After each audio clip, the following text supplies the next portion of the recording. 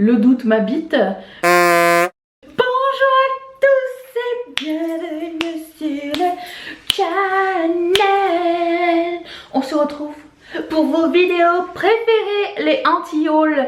Je pense que c'est le numéro 8 ou 8.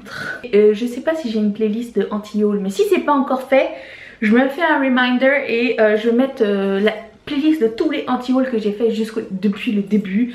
Je vais la mettre dans la barre d'infos comme ça. Si ça vous tente de rigoler un petit peu, c'est la place. Alors, il va sans dire que c'est un anti-haul, c'est-à-dire les produits que je n'achèterai pas. J'ai aussi fait une vidéo dernièrement des produits que j'achèterais, d'ailleurs je la mettrai juste ici. Je me suis dit que ce serait une bonne balance. Mais avant de commencer tout, je voudrais prendre une toute petite minute de votre temps juste pour vous annoncer qu'il y a une nouvelle historique qui s'est passée dans le monde de Patreon, c'est-à-dire que nous avons notre premier parrain. Alors merci Nayaz de me parrainer. Nayaz c'est un ami à moi, je l'aime vraiment beaucoup et ça me touche vraiment beaucoup qu'il ait décidé de m'encourager. Surtout que bon, la beauté c'est pas son truc, hein. Enfin, se parler de la beauté c'est pas son truc. Donc là je vais devoir dire parrain et marraine depuis. Donc si vous voulez devenir parrain ou marraine de cette chaîne, je vais faire ça hyper vite. Je vais mettre un lien dans la barre d'infos et juste un lien ici, ça va vous amener chez Patreon. Vous cliquez sur devenir un patron, vous choisissez la mise que vous voulez faire, ça peut être 1, 3, 5, 15 $ par mois, par vidéo, par mois, ce que vous voulez. Vous pouvez mettre une limite, choisir combien vous voulez mettre et 1 $ par mois, ça peut faire toute une différence. Donc toutes les autres informations sont dans la barre d'infos, je fais vite et on passe à l'anti-haul tout de suite parce que ça peut faire chier les gens que je parle de Patreon trop souvent. Donc je commence avec un produit de BK. Non pas que je n'aime pas BK, vous savez que j'ai un amour intense pour cette marque qui fait les plus beaux highlighters. So far, je pense que c'est BK les meilleurs. Oui, je crois que oui, je crois. Par contre, ils ont sorti un primer pour sous les yeux. Où était la demande? J'ai dit est-ce que ce serait pas une nouvelle chose dont on n'a pas besoin. Le primer qu'on met sur le visage on peut pas l'utiliser pour sous les yeux non plus. Donc merci d'y avoir pensé, mais je vais passer mon tour parce que déjà ça me tente pas. Je me suis promenée sur le site de Sephora, j'ai trouvé deux objets inusités dont je ne comprends pas le prix. Alors peut-être que vous connaissez ces produits et que vous allez me dire c'est des produits magnifiques, vous en avez absolument besoin. Pourquoi une bouteille d'eau, une bouteille en verre, coûte 55 $ sur Sephora? Je ne sais pas. C'est la marque BKR, donc il y a plusieurs bouteilles. Je comprends pas pourquoi il faut passer par Sephora pour acheter une bouteille à cette blinde là. Est-ce que ça fait 2 fois plus d'hydratation quand tu bois ton eau? Le doute m'habite. Je demande à savoir quelles sont les propriétés de cette bouteille parce que quand j'ai lu la description c'est écrit bouteille en verre. Donc voilà. Sinon je vous dirais qu'il y en a chez Amazon et chez eBay, 2 $, 1 $. Tu peux prendre un pot maçon et mettre de l'eau dedans et boire. Il y a une tasse aussi qui existe, tu peux boire aussi. Alors la bouteille en verre, pas compris. Alors même chose pour comment ça s'appelle, un shower cap, un bonnet de bain à 55 $, je pense que c'est 55 $. Pourquoi 55 $ pour un bonnet de bain? Alors ça dit que ça n'infiltre pas l'eau. Je veux dire c'est quand même la base. J'ai deux produits de Anastasia Beverly Hills qu'il faut que je vous parle. La première c'est la Soft Glam Eye Palette. Premièrement elle est extrêmement ennuyante, donc je l'ai vue, j'ai fait comme... c'est des couleurs chaudes, mat et shimmery, mais surtout c'est qu'il y a beaucoup de repeat. Donc il y a, si vous collectionnez les palettes de Anastasia Beverly Hills, je pense qu'il y a la moitié c'est des couleurs qui existent déjà. Je vais y aller d'une façon autre. Si vous n'avez pas ce genre de couleurs avec vous, les couleurs chaudes, les couleurs de base, les fards paupières de Anastasia Beverly Hills sont superbes, je vous conseille, la qualité est géniale. Si vous êtes un collectionneur, il n'y aura rien de nouveau pour vous, absolument rien, sauf juste garder une nouvelle palette de neutre et ton chaud. Je dis pas qu'elle est moche, je dis juste que... Toi aussi tu veux dire? Bonjour la cocotte. J'avais dit que si tu miaulais t'allais devant la caméra, tu veux venir? Qu'est-ce que tu penses de la palette Anastasia Beverly Hills, la Soft Glam? Ça t'intéresse ou pas? Autre produit de Anastasia Beverly Hills que je n'achèterai pas, c'est la collaboration du highlighter avec Amrezy. J'aime Amrezy, je pense que j'avais déjà parlé de celui-ci, mais je vais le répéter, peut-être, je ne sais plus. J'aime Amrezy, j'aime les highlighters de Anastasia Beverly Hills beaucoup. Par contre, le highlighter est boring quoi. Il est or. On en a 10 000 des or. Pourquoi juste un seul déjà? Et en plus il est énorme. Pourquoi celui-là? Pourquoi elle n'a pas fait une palette? Ça aurait été sympa une palette. Ok, bye madame. Je vais garder quelques petits morceaux fashion pour la fin, juste pour rigoler un petit peu. Qu'est-ce que j'ai vu? Ah oui, Nude Sticks. Alors, je me moquais la dernière fois, je me moquais, que Revlon avait sorti les eyeliners à roulettes après que MAC l'ait fait. Et là, Nude Sticks fait la même chose. Je sais, Elodie, elle en a parlé dans son anti-haul aussi, mais il avait déjà préparé ma liste aussi. On a pas mal les mêmes goûts étant donné que c'est une très grande copine à moi.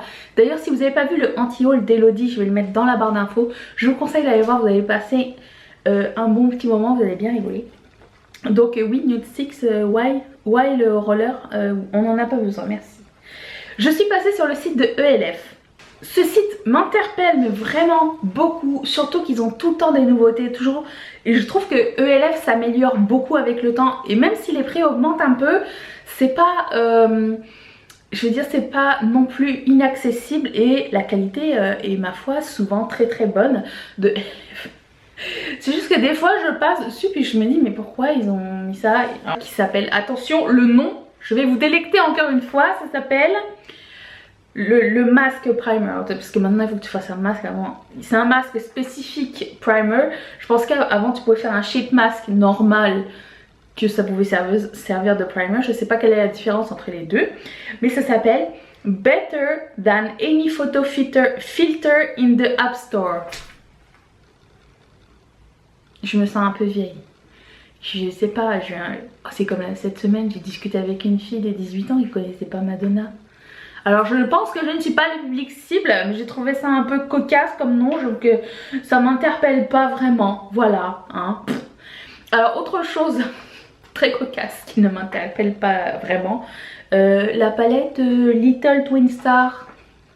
Qu'est-ce que c'est? C'est qui fait ça déjà? Je me rappelle déjà même plus quelle marque fait ça. Il va falloir que je recherche. C'est Dose of Color? Non, c'est pas Dose of Color. C'est une marque qui ressemble à ça. Comment ça s'appelle? Sugar Pill, je pense. Ouais.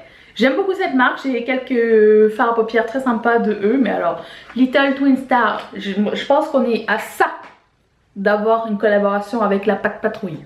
Et si ce jour arrive, s'il vous plaît, taguez-moi quelque part. Bien sûr, on a aussi une palette Nickelodeon.